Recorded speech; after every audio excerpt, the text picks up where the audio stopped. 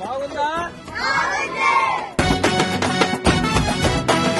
చింతలేని సిపాయిలు సిల్లర లేని బిచ్చగాళ్ళు. Thank you so much అండి మమ్మల్ని ఎంకరేజ్ చేస్తున్నందుకు. నేనే డైరెక్టర్ని, నేనే ప్రొడ్యూసర్ని. సినిమా పైన ఉన్న ప్యాషన్ తోటి ఇంట్లో వాళ్ళని అందరూ ఎక్కించుకొని వచ్చి ఒక సినిమా చేశాను.